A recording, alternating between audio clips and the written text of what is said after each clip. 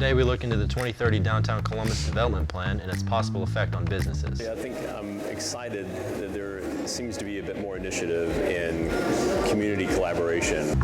Next, we discuss the importance of fire and rescue dispatchers. Between having to be fast but also having to be accurate in what we do, because seconds matter in what it is that we're doing here.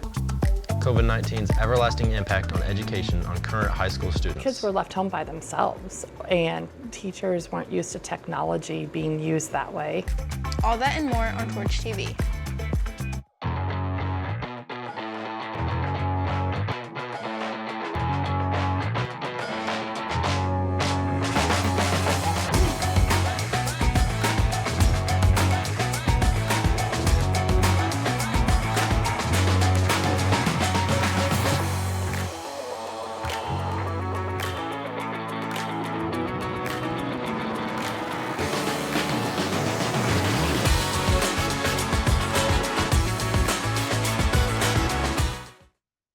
Welcome back to Torch TV. I'm Luke Fowler, and I'm joined today by Bella Turner. Bella, you took the SAT recently. How did that go? I think I did pretty good. I'm just glad it's over. How did you do when you took it? I did all right. It wasn't too bad. I was happy with my score. Well, that's good. To start off, let's take a look at this week's announcements. Just a reminder that students are now only allowed to park in the student lot on the south side of the building. Additionally, you may only enter through the main entrance. Student vehicles that are parked anywhere except the student lot will get 2 warnings, and a third offense will result in the car or truck being towed at the owner's expense. Seniors, make sure to follow your FAFSA if you haven't already. The earlier you can file, the more support you will qualify for. To file, visit studentaid.gov and follow the steps outlined on the website. On Thursday, March 13th, the Columbus East Bands are having a concert. It will begin at 7 p.m. in the auditorium, and tickets will be free for students and $5 for other friends and family. Everyone knows the importance of law enforcement and public safety, such as police and firefighters, but an overlooked part of the equations is the dispatchers. Communication between dispatch and the appropriate safety is vital to the speed in which you get the help you need. When it comes to emergency response, communications between first responders and the appropriate dispatch are extremely vital to helping the people in need. Each 911 center has a system that they'll enter the information in, and all that stuff is pre-built. It tells us whose area it is for police, for fire, for EMS. It's going to tell us who should respond to it. The number 911 has been designated as the universal emergency number for citizens in the United States. There is also a non-emergent number that you can call that very few people know about. When it comes to 911 calls, obviously we don't want to tie up emergency lines for non-emergent calls.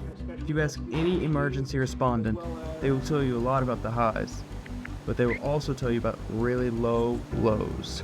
If you play football, you know on Friday night you've got a game and you're going to play hard. The hard part about being a firefighter is staying fit when you don't know 24 hours at a time when or if you're going to have to go play that game. And we've all seen horror stories and news stories about hold times for 911, and you got to wonder if those could be eliminated by properly using 911. No matter the circumstances, each emergency responder has a reason as to why they still stay in the grueling field. You're probably not going to find a better schedule out there. We're 1 day on, 2 days off, so you get 2/3 of the year off to do whatever you want. The pension, insurance, just a satisfaction of helping people, so I don't think you're going to find a more rewarding career. You do periodically have some challenging days where you see some pretty rough stuff, and understanding how you deal with those things, but it's usually for a purpose. You're there to help somebody when they're having a bad day.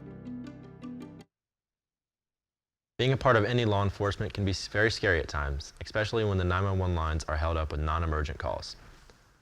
A study published in 2018 states about 40% of all the 911 calls are quickly deemed as non-emergent. Holding up the emergent line can lead to the difference between life and death. These are the non-emergency lines for Bartholomew, Johnson, Jackson, and Decatur County. Please make note of them and use them for your all non-emergency situations. With the start of 2025 bringing severe weather, including 10 to 13 inches of snow, freezing rain, and sleet, local schools were left with the choice of either closing or delaying. This resulted in virtual school days ever since the COVID-19 pandemic in 2020. Schools have used e-learning days as an alternative to snow days, which people have had a mixed opinion about. While virtual classes allow students to continue their education regardless of the weather, it tends to create an environment where learning does not flourish.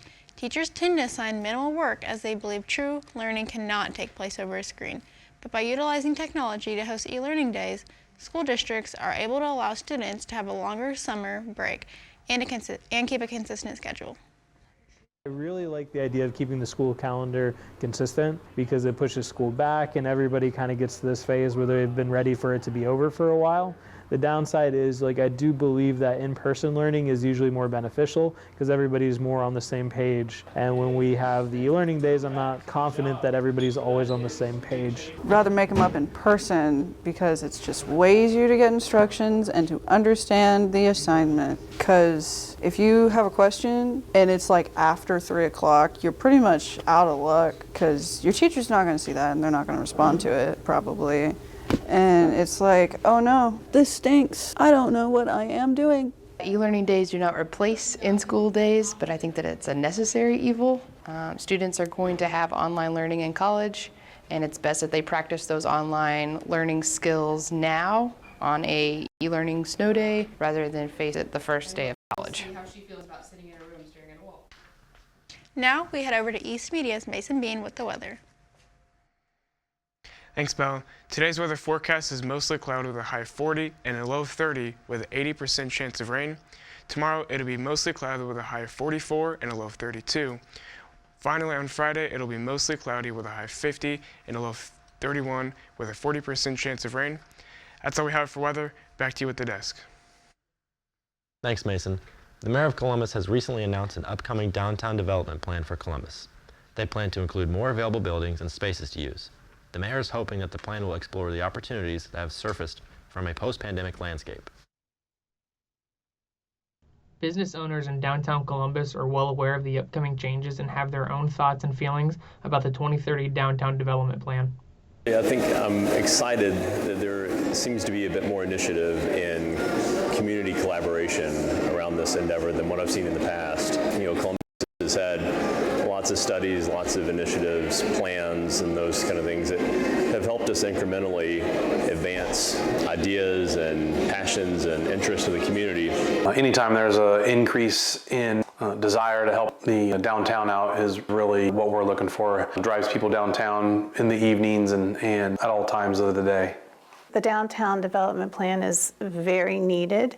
I know that it was 2018, there was the last strategic plan done, and they don't want to plan anymore, they want to actually get things done, which I think is very important. So I'm looking forward to that.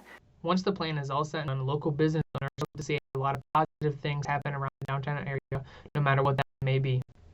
This one seems to have a bit more emphasis. It seems like there's a lot of people involved, and I'm hopeful that this time it turns out not to be just another study, but that we actually find a way to align the common interests and really make our downtown more vibrant. And I hope people decide to come downtown to spend their money, to spend their time with their families.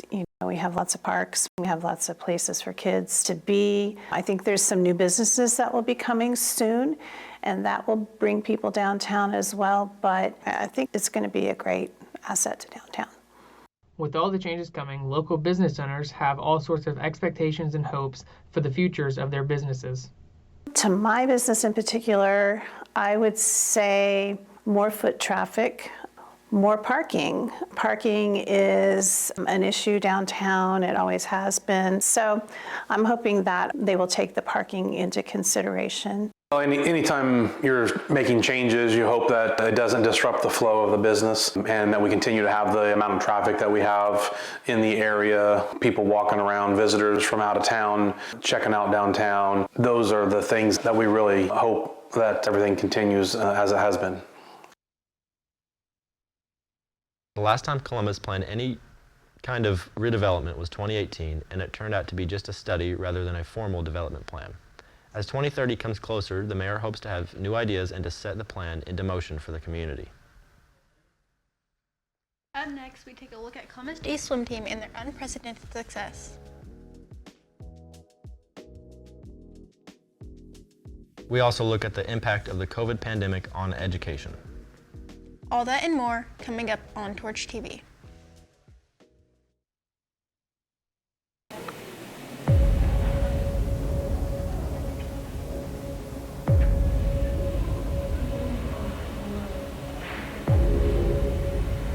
Dirt, tell my picks, bro.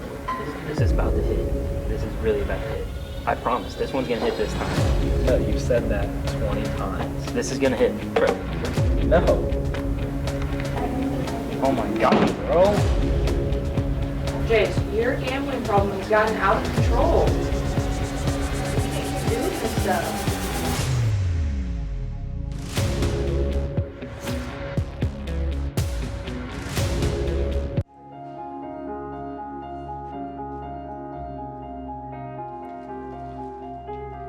Do you want anything? Yeah, no, I'm fine. I need to get to class though, so I'll see you later. Okay.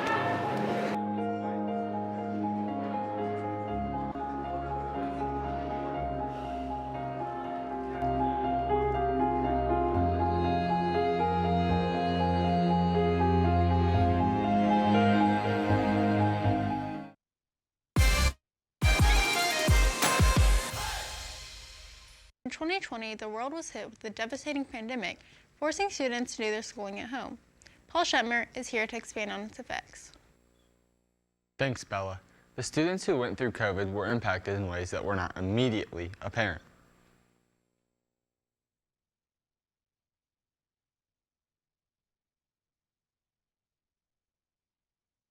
Have you ever stopped to think about how it may be affecting you now? Although COVID isn't considered as big of a deal now, it still has had lasting effects on our social and academic development because we were in, or almost in, middle school when lockdown happened.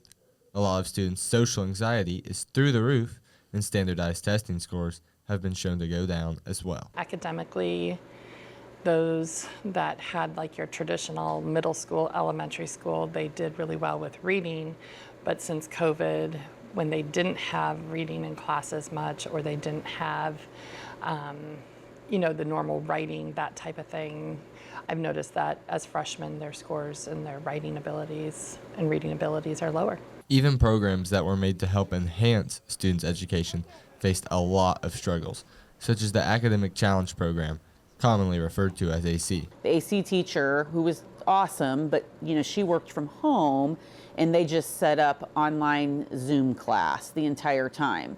I'm a super firm believer in, having one-on-one time with people, and I felt like my son was being thrown into social anxiety by sitting in that basement watching a video all day long. While we are still working through the effects of COVID, our schools are doing their best to help keep us on track. How do you think COVID has affected your education? COVID didn't only affect students' education, it also drastically changed the world as a whole. Now to Luke at the desk. Now we head over to East Media's Caleb Murphy with the latest in competitions.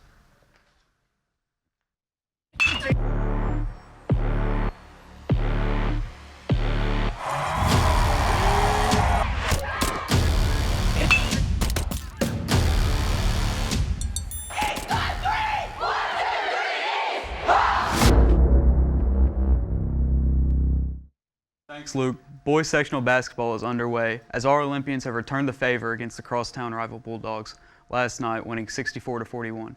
Shout out to junior Keaton Lawson with game highs in points, rebounds, and assists with 21, 12, and 4. The Olympians have now advanced to the semifinals, facing Franklin on Friday with tip-off at 7:30.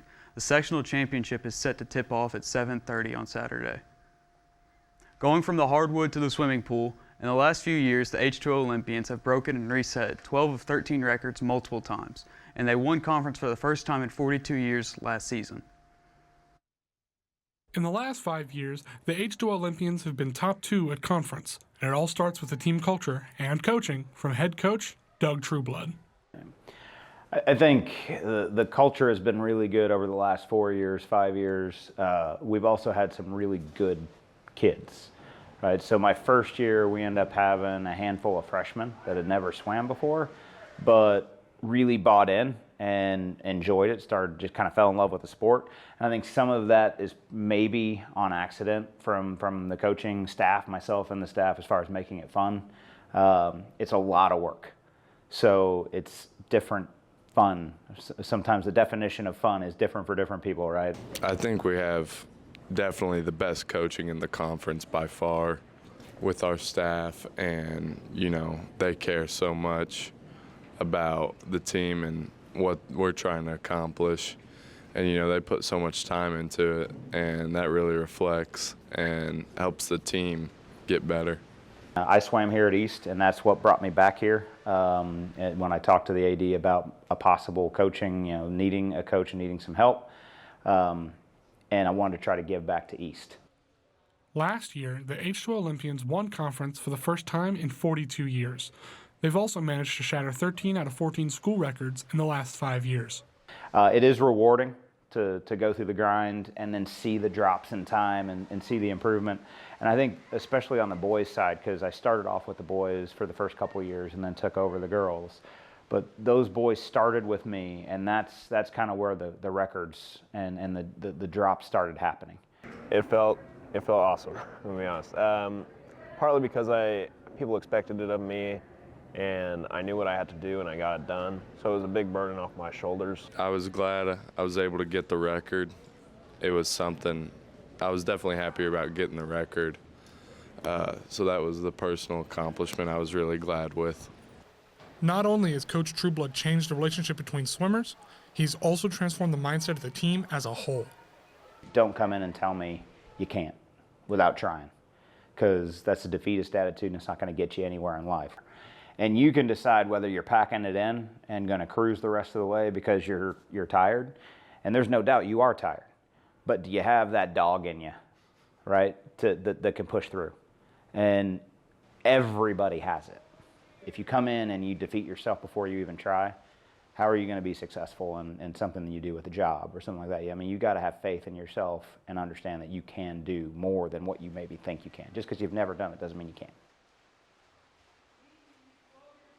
The work Coach Trueblood has put in with the swimmers is really starting to show through in records and conference championships. Speaking of records, Josh Pendleton broke the school record for the 500-yard freestyle at the IHSAA Swimming and Diving State Finals.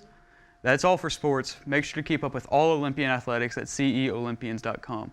Back to you guys at the desk. Thanks, Caleb. On that note, sports challenge us in ways that none of us can anticipate. Recently, the South Decatur basketball team, in the middle of a season full of growing pains, suffered an additional loss to the end of the first half of the year. Only a few weeks from coming back from their winter break, the team was unexpectedly called down to the gym at the end of the day. They were informed that their head coach, Josh Terwillinger, had resigned from his coaching job, as well as his teaching job. It was also announced junior varsity coach Dustin Traylor, effective immediately, would take over the role of head coach for the remainder of the season. Personally, I was very surprised. It came out of nowhere. Nobody here knew anything about the whole instance and what was going on. So it just really hit our team hard, and everybody was very sad about it. It was just a giant surprise for all of us. In hindsight, it made it better. It brought us together, and we became even more of a unified team because of his leaving. We realized it was just us. Don't give up. We got to play hard and defensive mentality. That's what we're bringing to the table every night when we play. Recently, East held its Culture Fair. The Culture Fair isn't just an event, it's a reminder that diversity makes our community stronger. Sharing cultural stories and tradition helps build bridges of understanding and celebrate the world right here at East. The gallery level was transformed into a living museum of cultures filled with colorful displays, intricate artwork, and meaningful symbols from different countries. East students proudly presented their heritage and explained the history behind unique customs that make each culture special. World Language and Culture Fair has been a collaborative effort with the Japanese, German, and French classes, along with our multilingual learners. And so we've basically just been an opportunity to students to research and share about their own culture or another culture that they're passionate about.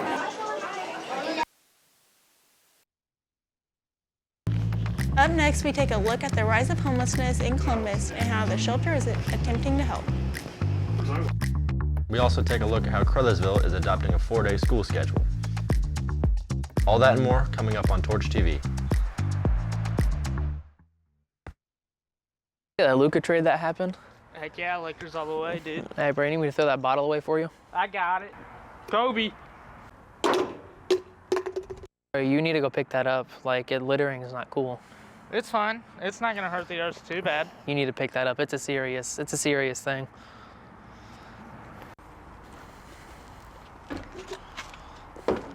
Hey, there you go, man. That's the right choice.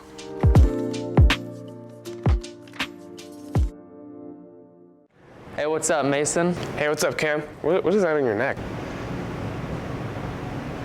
What are you talking about? A loner lanyard.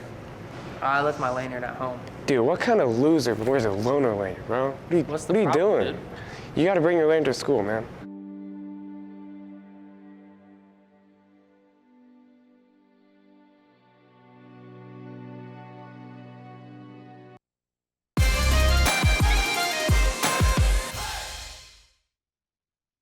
Throughout the city of Columbus, there has been a major epidemic growing right in front of our eyes. The homeless population continues to grow amid economic struggles across the country, with many being left without a home due to newfound financial stress. In the midst of this struggle, nonprofits in the community are attempting to help. The Love Chapel is a local nonprofit in Columbus that provides shelter and food to those in need. We actually just recently did Point in Time, which is where we go out every year and we count. And we had around 100, but we believe it's upwards of 200 people in the area. But it is hard to get an accurate census on the homeless community. Kindness is free. Just leave it better than you found it. I feel if we all did that a little bit more, we wouldn't have many people in dire situations. If I was ever in a situation like they would be, someone would be there to help me. And I think if more people operated with that philosophy, then the world would be a more helping place. A traditional school week has always been 5 days long, running Monday through Friday. Crothersville High School may be changing that. Crothersville Community Schools are in the beginning stages of planning for a proposed 4-day school week, making it the first high school in Indiana to operate on the shortened schedule. Crothersville Junior and Senior High School has been on a rapid decline in attendance and lower productivity overall. Over winter break, Crothersville Superintendent proposed an idea to the staff about a 4-day school week. Dr. Street is always looking for a different way to put us on the map and just to get people to know where Crothersville is and who we are and what we do here and what can make us stand out. And obviously a 4-day school week is something that would definitely make us stand out. In spite of the extra day off, many students and faculty expect that the school would just be closed on the 5th day. However, that would not be the case. So I think sometimes people are getting the wrong perception of it's just not like, hey, it's a free day. You would actually have to do some sort of something. Now that may not be like a normal like presentation in class, but it may be like a job experience or something that is like an internship or something. We would come up just on the creative end for something for the kids to do on that day that they're not supposed to be there. Besides an extra day off, many people in the community are confused about why Crothersville wants to go on a shortened week and how it would work for the kids. From the administrative standpoint, for me at the secondary level, the biggest impact I can see is we have the ability, if we can really turn on the learning for 4 days a week, then those kids who are struggling academically or struggling with attendance issues or maybe some behavioral, social, emotional things, we can use that 5th day to give them extra support without all of the other students there. So if a student is struggling to maintain maybe C's or higher, then they would be able to come in and get a small group or individualized tutoring to catch up and maintain positive, good learning. Overall, the school believes that Crothersville will see a rise in students, teachers, and so much more. For me, I believe it's going to actually increase our enrollment, obviously, because, I mean, who wouldn't want to go to a school that you go 4 days? While there are some negatives, a shortened school week could reap many benefits for the students, including more productivity, raising attendance, and higher student morale. And now to Leah Cloud with international news and more.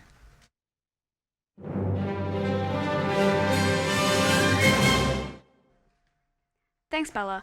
Last week, the Israel military took an area after nearly a month-long offense, displacing over 37,000 Palestinians in the West Bank.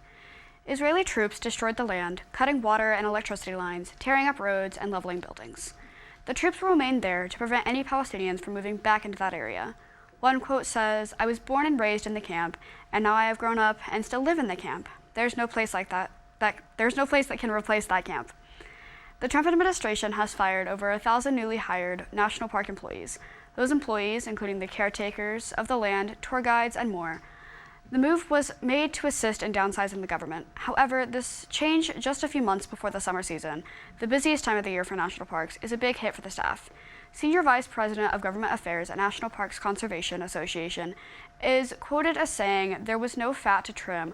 All the staff who were there were needed." Recently, a proposal to change how financial aid grants affect the overall tuition of college has come across the Indiana Commission for Higher Education. This change would allow more students to benefit from FAFSA grants. However, the actual amount would be significantly decreased. Colleges hoping to get more students to must now make up the lost funds for themselves or risk students not enrolling at their own tuition. That's all we have for news. Back to you at the desk. That's all we have for this Torch TV. From Paul, Mason, Caleb, Leah, and the rest of the Torch TV crew, I'm Luke Fowler. And I'm Bella Turner. Thank you for watching. Remember to take care of yourself, others, and the place. And as always, try to be the best part of someone's day.